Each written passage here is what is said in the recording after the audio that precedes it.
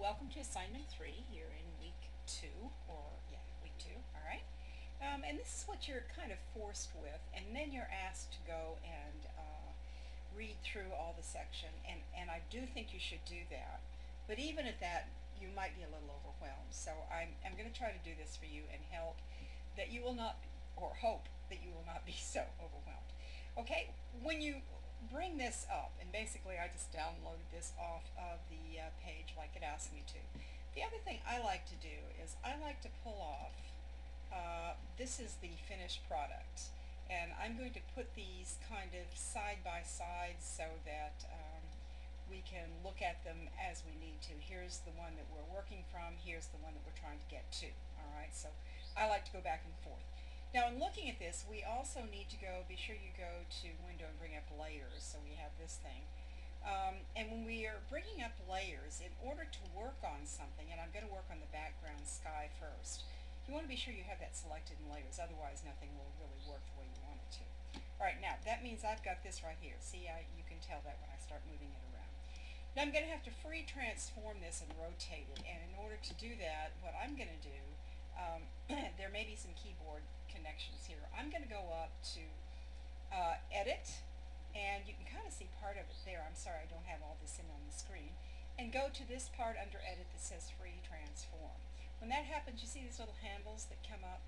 Now those little handles are going to be my friend. I think the first thing I'm going to do is try to find one where I get that little, yeah, there it is. You see that little corner thing? That will let me move it around so that it's more or less straight. And then I'm going to resize it, and then I'm going to put it somewhere so I can get to it. Now to resize it, I'm going to hold down my Shift key, and when I do that, I'm going to pull that. You see how it gets bigger? Now I can just move it up where I want to put it. If I go over to my layers, I've got to click here to say, okay, I want to do that way. If I go over to my layers, here it is. I want to be sure the grass is above that, so I'm going to pull the grass up there like that. Now the doorway I just lost. I don't know if you can see that or not. And the reason is the doorway is down here, so I'm going to move that up here too. So now, the very back thing, except for the background here, is the sky, and everything else should show up in front of it, all right? So that's the first thing I would do. Second thing I probably would do is take the bone, let's get the cloud up, let's finish the sky right, get the cloud up there where it's supposed to be. That means we're going to have to do another transform. So I've got to get over here to my layers, and I'm going to go up to where I have the cloud, and I think it's all the way up here, yep. Pardon me. I'm going to be in that. I can't see it in the little thumbnail there, but I know I'm in the right place. And if you don't think you're in the right place, you select the layer, and then you see you can move that. Alright, so I'm going to move it up about right there. You can see over here the example that we're working to get close to. Yep. And then I'm going to go back to Edit and do another free transform. And this time I'm going to twirl it about like that, and I'm going to locate it about right there. Sorry about the phone. Ignore it. I think somebody just got it. I hope. A little bit smaller so it fits. Okay, so I'm happy with that. Click on it so that I can get out of it. Now I'm going to go to the bone, going over to my layers again. And there's no, to my knowledge, there's no correct way to do this in terms of which one you should do first. Alright, so I'm going to go to my bone right there. Here's my bone. See, whoop, that's the wrong one. Where did I put the other one? Here it is. Okay. Don't panic, right? There I am. I should be in my bone, and sure enough, there I am. And I can see, by looking at the other one, I can see how to drag that. Going back up again to Edit, Free Transform. And I got to tell you, there are probably hundreds of ways to do this exercise. This is the easiest one for me. And there may be a lot more tips. I haven't gone thoroughly through the reading material. Now, to constrain this proportionately, I'm going to hold my Shift key down as I drag that in. That'll keep the proportions about right. It looks about the same size, doesn't it? And if you're following me or following along with me on this, I'm going to put it a little bit smaller. Yeah. Just FYI, I made this 50% of the download image so that I could get it on the screen. That also is a good one for me to eyeball and see how close I'm getting to the actual image. You see, it's just a little bit larger than the actual image. Alright? Okay, so I'm there now. I've got the bone where I need it to be. I've just got to work on the house, I think. Okay? If I keep that all straight over here, I ought to be alright on that too. Now the only thing, most of this is constrain and plane or place, and make sure you've got the layers in the right position. Remember, whatever's on top is going to be over everything else. And what I mean by that is, let's see if I can pick this roof thing up. I think this is the roof. No, what? Oh, I have to. Sorry.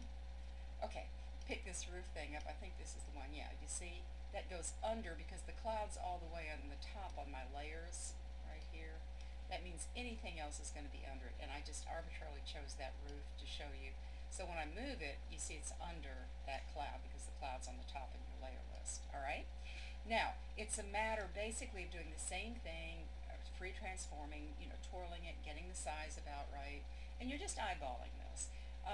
And then I think the only thing that's a little different is the shingle. The ubiquitous shingle. Here it is. And the thing you have to do there is you're going to have to do some duplications.